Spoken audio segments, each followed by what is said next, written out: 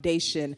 My name is Tolulope Adeleru-Balogun. I will be your moderator and your host for today's event to take us through a number of issues as Nigeria looks to answering what's next. So I want to put this in perspective in terms of the conversations we'll be having here. 200 million plus people, depending on who you ask. Some might say 150 million, but what we know is that there are millions of Nigerians who are asking for a better life, better opportunities for themselves and their families, and who want to see a better, more prosperous Nigeria. A GDP growth rate that's put at 3.6% annual change for 2021. We also have a 2.4% annual change 2021 population growth rate. And in the past decade, we've had situations where the growth rates and the GDP rate have almost been running parallel. So in fact, we're becoming more without producing and adding more to what we need to become a prosperous nation. Unemployment is currently 37.7% for 2022, and there are some projections that by the end of this year, it could hit 40.6%.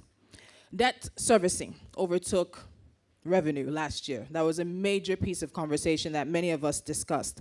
And as of December 2022, Nigeria's debt was around 46.25 trillion naira. That's total public debt stock, according to the Debt Management Office.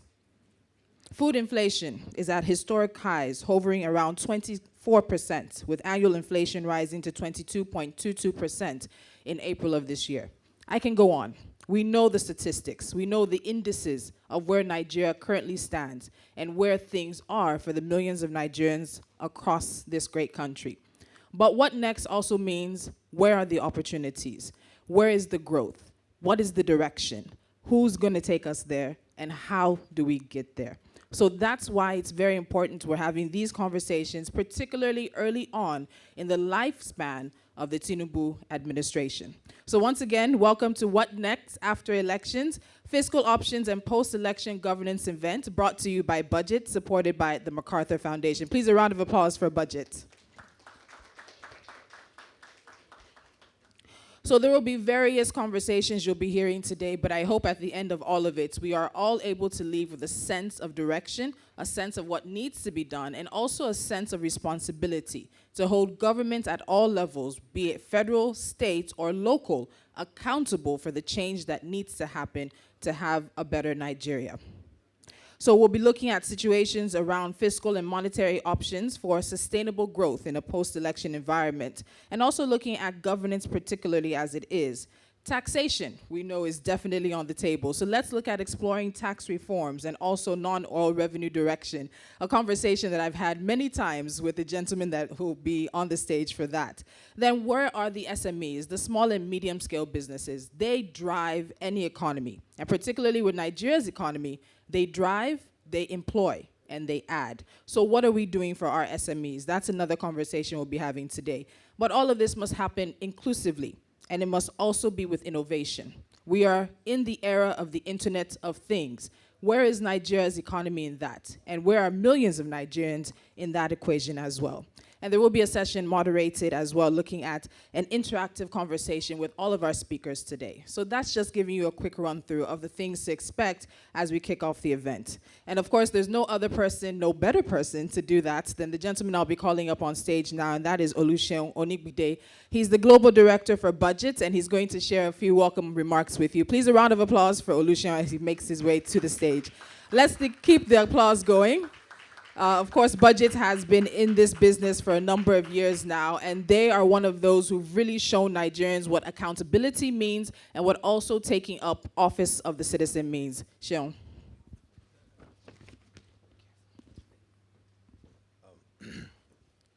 Thank you very much for the opportunity, and a lot of thanks to our speakers, our guests.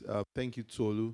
A lot of thanks also to our board members who are here, and also to the team of Budget for putting this together. My name is Oluseun Onigbinde. I'm the Global Director for Budget. And when we conceived this idea, we believe that the new government, whoever gets chosen, elected, or sworn in, there has to be some hard questions. There has to be some hard decisions that have to be taken. And we know that Nigeria is a country that's shies away from doing hard things. We always like push to the wall. We always like to face that we don't have any other choice before we make concrete decisions. And in the last few weeks that we've had a new president, we have seen some concrete decisions being made around removal of fuel subsidy, around exchange rate unification, which is still undergoing a market discovery. We've also seen some bills being passed. But the question was that a whole lot still needs to be done before we can take Nigeria to the place. And that's why we're having this session today with seasoned speakers on fiscal and monetary options, on tax reforms, on innovation, and also on about the small businesses. In my own view, there are a few things I all care about when it comes to having a new government. And the first thing I always care about is what is the culture of that government? What exactly, when people think about that government, when they talk about that government, what do they see? Do they see a pro-market, a pro-people, a government working in terms of driving efficiency, or do they see another government focus on nepotism, prebendalism, and also pocketing public resources? What do people see, or what do they hear, or what do they feel when they hear about a government or institution? And we institutions have cultures, and that culture will determine the performance or how it determines how it delivers value to the people. And my charge today is that what's going to be the culture of the new government on play? Is it going to be accountable to the people? Is it going to be efficient? Is it going to focus on optimal service delivery for the people? Is it going to be pro-people, or is it going to be pro just the political class? The other thing we also concern ourselves is the cost of governance. As budget, we are worried that it seems the burden around recent reforms is only on Nigerians. When does the burden also come on the political class? So heavily, we are also caring about the government giving us ideas, showing us examples of how they're also feeling the pain and also bearing the burden. So the cost of governance is big on our minds. Third is on macroeconomy. The recent years, we have seen intense focus on spending and spending haphazardly, borrowing without no end, either from the CBN or either from foreign domestic markets. That's eroded the stability that we've had at the macroeconomy. So we are also very concerned that as much as possible, we want to push pro-people, pro-poor policies. A strong fundamental on the macroeconomic standpoint is also critical. The other two ideas in my head, three ideas specifically: social spending, continuous spending on health and education, understanding that our long-term exit or our long-term view in driving an effective country will rely on us investing heavily in people, especially health, education, and social spending. The last 2.1 has to do with productivity. We cannot run away from this country being a productive country. Heavy numbers, exports, imports, capital appreciation, everything you look at, compare it to GDP, compare it to population, shows that we are grossly an unproductive country. We hardly sell anything else to the world apart from oil. So there's a country we have to ask ourselves, how do we become productive? And what are those levers of infrastructure, of policy that will take us there? The last point in our team is also talking about long-term thinking. The problem of Nigeria is that because we are a democratic country, we are limited by political terms of 4-year cycle. There's a tendency to think within that cycle, so that every idea, every thinking comes within what do I do within a 4-year period. And when I get another 4-year, what do I do within another 4-year period? As a people and as an organization, we're saying Nigeria cannot find opportunities, cannot find significant progress if it does not put its thinking in a long-term bucket, which means we have to say what would Nigeria be in 10 years, what would be in 15 years, what would be in 20 years, and so that whatever we want to be, it is devoid of political cycle. We are highly interested in a commission that thinks that goes beyond government, that expands beyond government, that spans beyond government specifically, which means that if if Kennedy says we're going to send someone to the moon, and Kennedy dies or his administration is over, America does not stop from sending someone to the moon. So the kind of thinking that spans beyond our democratic cycle is only also what can take us forward as a country. I welcome you to this event. I hope you have a very great time with our distinguished speakers. Thank you very much for the opportunity.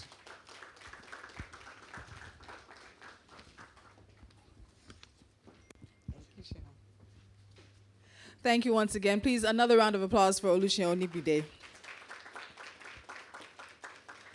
So he has situated the work and the focus that budgets will have, particularly with this administration. But beyond that, one of the very most powerful things that he said was towards the end, where he said it has to outlive administrations. It has to outlive political cycles. And when we look at options, options should not just be answers for what ails Nigeria today, what the issue with Nigeria is today. They have to be options that lead to sustainable, progressive growth for millions of Nigerians now, but also for millions of Nigerians that will be born in the coming years. So we can't just look to solve today's problems. We have to look to solve even the ones that come in the coming generations and in the coming years. So as we situate the conversation further, fiscal options and post-election governance, what exactly is that? What does that mean? Is it about extending a hand over the aisle when it comes to the National Assembly? Is it about having the most diverse National Assembly we've had in a number of years, the 10th National Assembly, having everyone work together? What are we looking at when it comes to issues around post-election governance and how that will play out for the lives of millions of Nigerians? And what are the options? There's very limited space right now that Nigeria has, very limited options, some would say, for the president in terms of what he can do with the current situation of Nigeria's economy. But we might be surprised to find out that there are more options than many of us have realized. So I'm going to call up right now the head of research and policy advisory for budget, Iniobong Usen, is going to take us through fiscal options and post-election governance. He'll go deeper into that as we look forward to hearing from our speakers on each aspect of today's program. Please, a round of applause for Iniobong as he makes his way to the stage.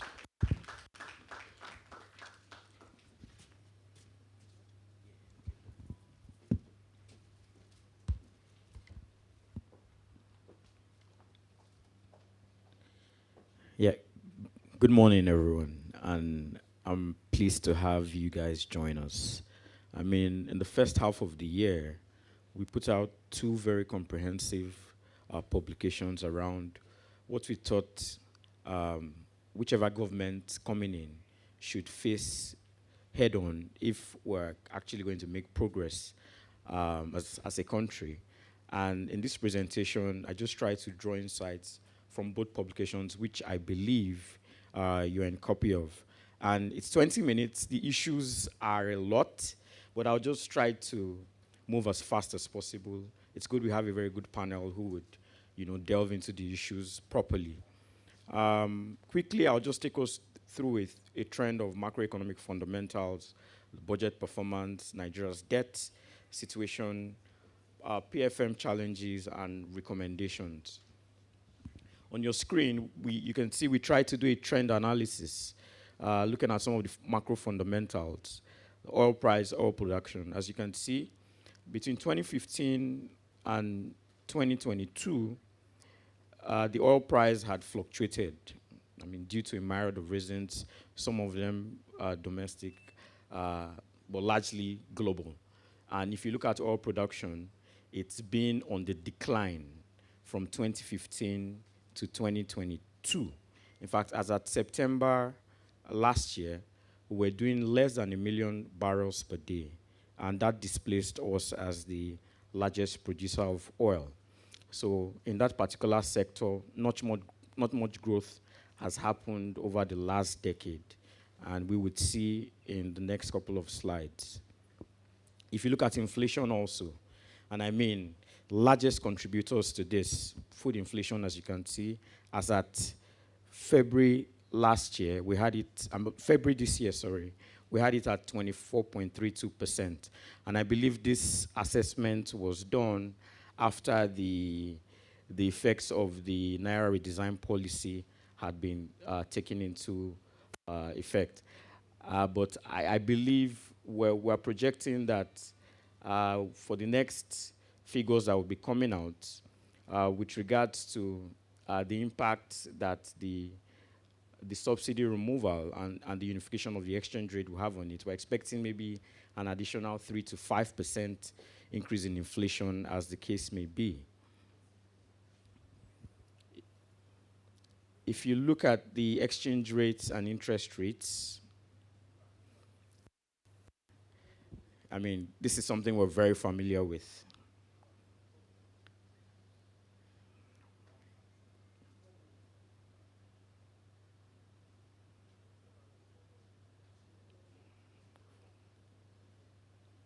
Yeah, thank you.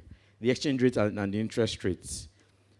Huge opportunity for arbitrage with the exchange rates, as between 2015 and 2023, we saw how there was a huge gap between the CBN rates and the parallel market rates, at some point as high as 300 naira.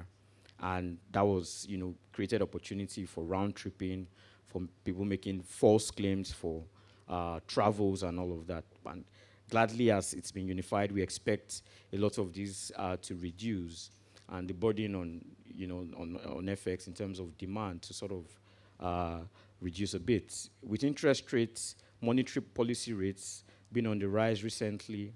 As at when this study was done, it was at 17.8%, but now I believe it's at 18.5%, which has implications for the cost of borrowing. If you look at the composition of GDP, for a while now, you've had the agricultural sector, responsible for at least a quarter of our GDP, services around 20%, industries around 20%, services at around 55%. But in the first quarter of 2023, we saw an increase in the contribution of services to GDP is hitting almost 60% now, with a decline in what agriculture and industries contribute to GDP.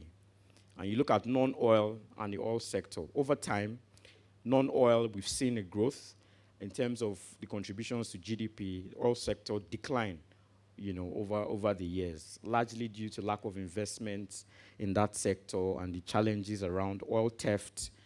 So that's been largely responsible for the decline in terms of the contribution of oil to our GDP. But if you look at the gross domestic product in terms of size, we've had relative growth. But if you look at it in terms of the GDP per capita, it's been somewhat stagnant. That's because you have your population growing faster than your GDP. And so there's not been a lot of movement in terms of our GDP per capita. For a very long time, we've not been able to do more than $3,000 in terms of GDP per capita. Then we come to budget performance. I mean, in terms of revenue, we've flogged this over and over.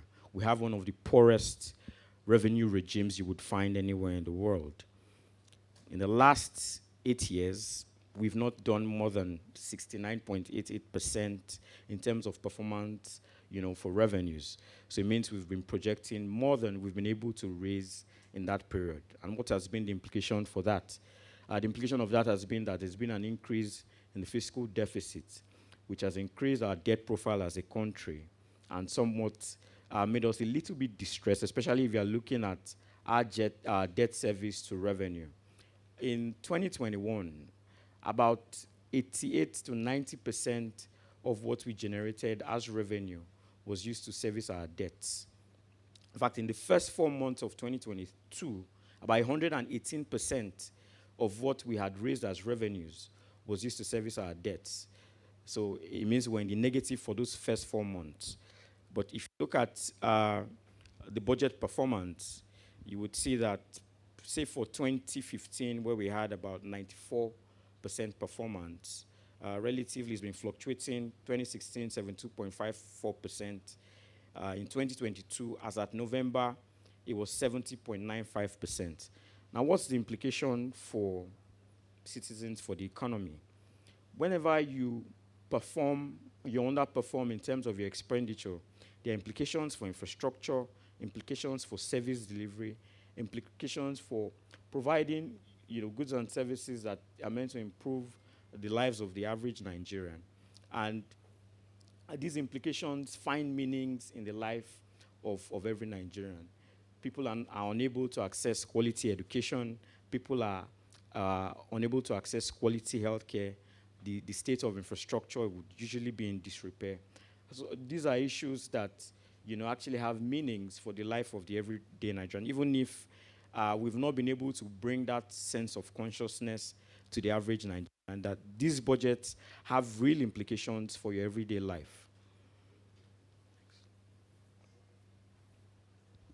So this slide sort of shows you where exactly we've made progress in terms of our capacity to raise revenues domestically. For non-oil, we've seen relative progress. I mean, for share of CIT, VAT, performance was pretty good.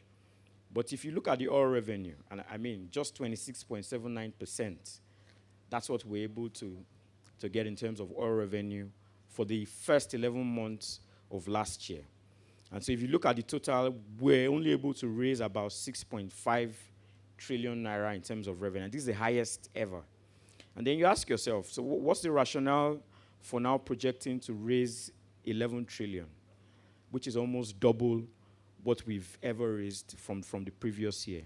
And year in, year out, you see these attempts to overproject, in terms of government's capacity to raise revenue.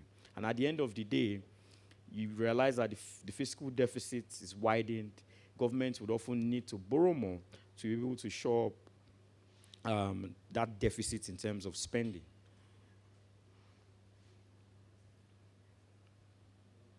Of course, I've mentioned debt at least 5 times in the course of this presentation.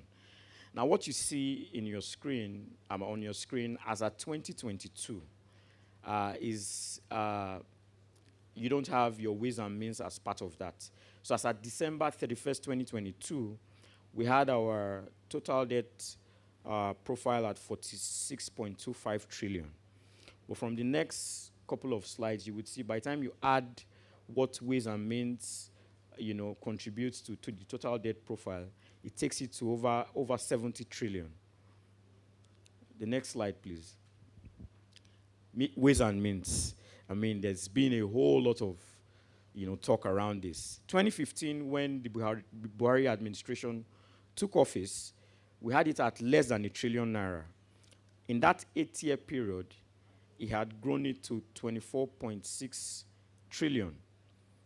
Worrisomely, for 2022 alone, what we used, what we got as ways and means, or CBN overdraft, as the case may be, was about 7.2 trillion, which was more than we raised as revenue, which I showed in the previous slide, at 6.5 trillion for 2022.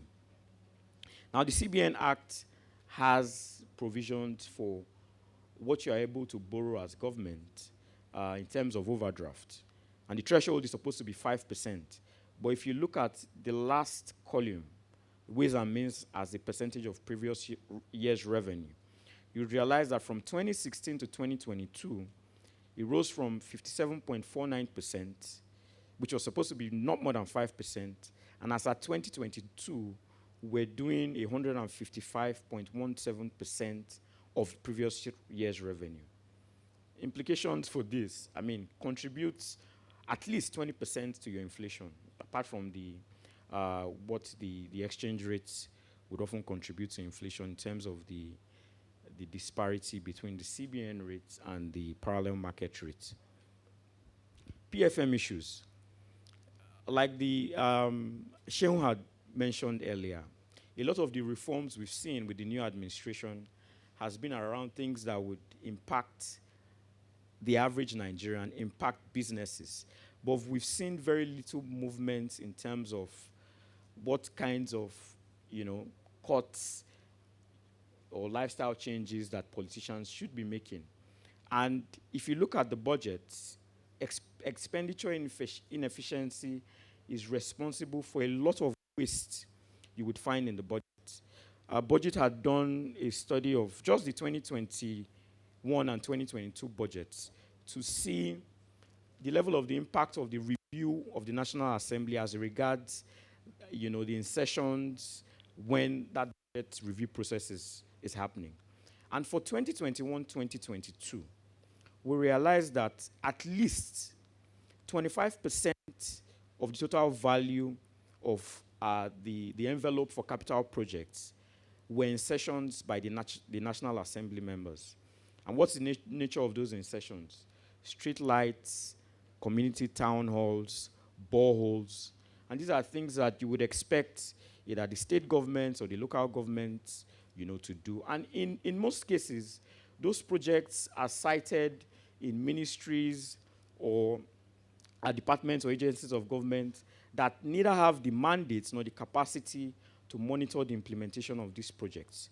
So you would find a research institute, for instance, somewhere in Kogi State, constructing a road in Alimosho, or the Institute of Mechanization providing tricycles to somewhere or a particular community in Jigawa. And you have a replication of this across the budget. The president had come out to say when he was signing the 2022 budget that over 6,500 projects, which ideally should not be the business of the federal government, were inserted into the budget by the National Assembly members. I mean, within this fiscal space we have, which is shrinking, we cannot afford to continue with these kinds of inefficiencies. We also clearly articulated the misalignment you would often see between the budget and the NDPs. Nigeria is usually very excellent at preparing very, very beautiful plans, whether they are mid-term or rolling plans or long-term development plans. But there's usually a disconnect between those plans and the budget. The budget ideally is supposed to draw from those the development plans, but what you see in terms of actual implementation of the budget and what the plans are, there's total disparity. The plans, you would usually have targets that the budget over that period when the plan is supposed to run for intend to achieve, but we've been unable to make progress with that. The third is around taxation, and I don't even need to go too much into this because we have Taiwo Yedele, who is an expert on that. He would, delve more into that. But just quickly, on tax expenditures alone, in 2021, the federal government had spent 6.7 trillion naira on tax expenditures, which was way more than what we're able to raise as revenues in that particular year. So we need to find a way to rationalize tax expenditures. Subsidy removal, of course, that has been addressed. It was at the top of our recommendations. That has been addressed. Solid minerals revenue, very, very important. We have not been able to raise more than 7 billion naira yearly in terms of solid mineral revenue yearly. And this is a country that is blessed with solid minerals in commercial quantity in every state in the Federation. What has happened around solid minerals is that these minerals have become conflict minerals, and ungoverned spaces have been created around those minerals. So it's become impossible for government to regulate the sector, whether willingly or unwillingly, and to sort of make gains from that particular sector. So if we are going to broaden the revenue base, this is one area, one sector that government needs to really prioritize investments in and properly regulate so that we can get the full gains of that particular sector. FGN independent revenues with specifics to the operating surpluses. The Fiscal Responsibility Act is clear as to how operating surpluses should be remitted to the consolidated revenue account of the government. 80% of the operating surpluses of MDAs, GOEs, or government-owned enterprises, as the case may be, is supposed to be remitted to the consolidated revenue fund account of the federal government yearly. But what we've seen year in, year out, is that the MDAs set up by law and funded by the budget have blatantly refused, in a lot of cases, to remit these operating surpluses to the pool, which should be used to fund the budget. The chairman of the Fiscal Responsibility Commission had come out on several occasions to say these MDAs are not cooperating with the commission to be able to first properly calculate what these operating expenses should be, and then have them remit these surpluses to the federation account, which should form part of the revenue pool. The last, which I had alluded to earlier, is around the National Assembly appropriation powers. Those powers are not clearly articulated in the law, the Constitution. And so the powers have been abused, where they are able to insert over 6,500 projects, most times in ministries that should have no business implementing those projects in the first place. So as budget, we feel that the judiciary probably need to clearly come in and interpret the law as it regards the limits or the scope of those powers to be able to legislate on appropriation bills. Else that happens, we are going to have this constant, pillage of nation's resources through the budget. So quickly, just to quickly run through some of our recommendations for time, I'd spoken earlier about rationalizing tax expenditures. We also looked at things federal government could do by enacting a budget law to fine-tune or streamline the budget process, to amend the Fiscal Responsibility Act. This is very important because the Fiscal Responsibility Act is supposed to ensure fiscal discipline, ensure transparency and accountability.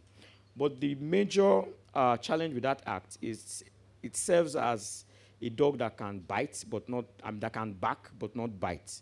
So you have a lot of provisions that are supposed to guide how MDAs act, but no penalties for these MDAs when they breach specific provisions of that act. The act has been in the National Assembly. The Amendment Act has been in National Assembly since 2019. There's been a lot of politics around it, but that act needs to be amended to give it the powers to be able to bite, as the case may be.